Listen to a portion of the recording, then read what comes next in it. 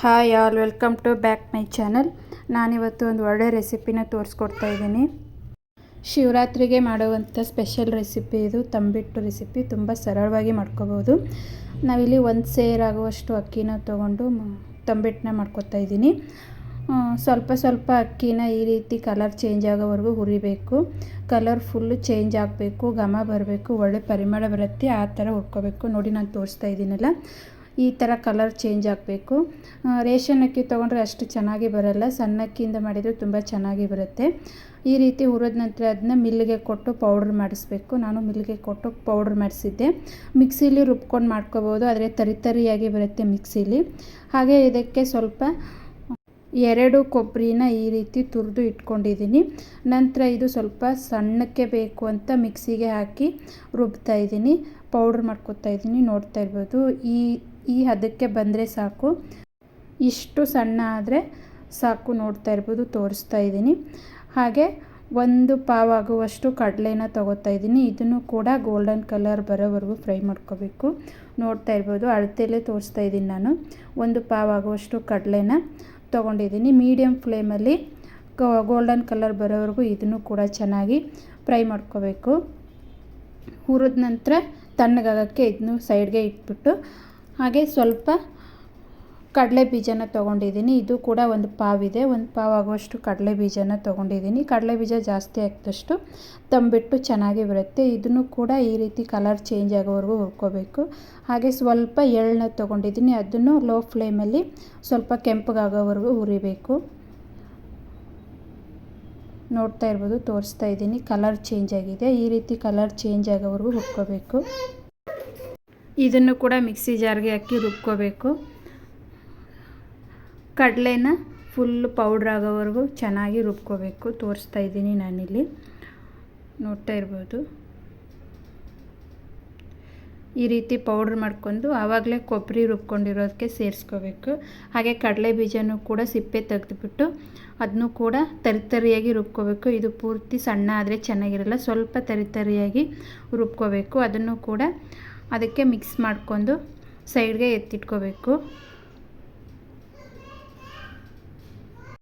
ನಂತರ ತಂಬಿಟ್ಟು ಮಾಡೋಕ್ಕೆ ಬೆಲ್ಲದ ಪಾಕನ ಮಾಡ್ಕೋಬೇಕು.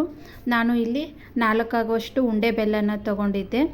ಅದನ್ನ 1 ಲೋಟ ನೀರಿಗೆ ಹಾಕಿ ಬೇಯಕ್ಕಿಟ್ಟಿದ್ದೀನಿ. ಸ್ವಲ್ಪ ಪಾಕ ಬರಬೇಕು. ನೋಡ್ತಾ ಇರ್ಬೋದು, ಪಾಕ ಆಗುವಷ್ಟರಲ್ಲಿ ಏಲಕ್ಕಿನ ಜಜ್ಜಿ ಪೌಡ್ರ್ ಮಾಡಿ ಇಟ್ಕೊತಾ ಇದ್ದೀನಿ.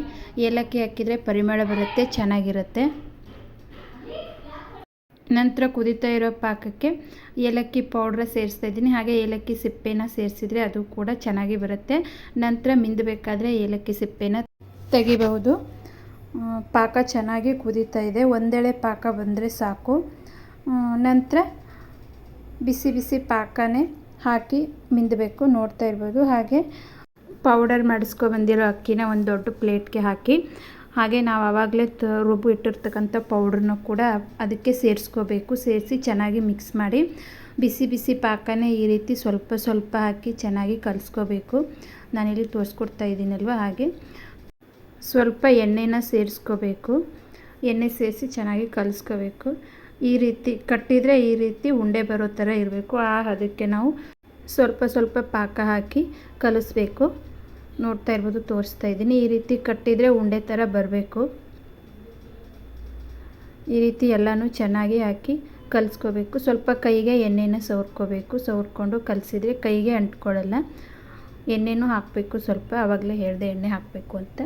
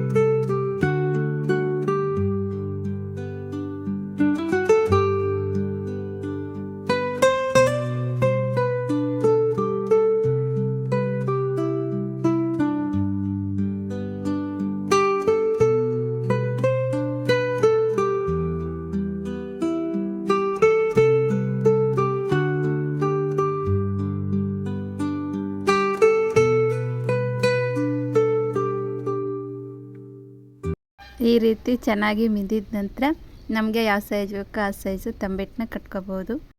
ನೋಡ್ತಾ ಇರ್ಬೋದು, ನಾನಿಲ್ಲಿ ತೋರಿಸ್ಕೊಡ್ತಾ ಇದ್ದೀನಿ. ಈ ರೀತಿ ಕಟ್ಟಿ ಸೈಡ್ಗೆ ಎತ್ತಿಟ್ಕೋಬೇಕು.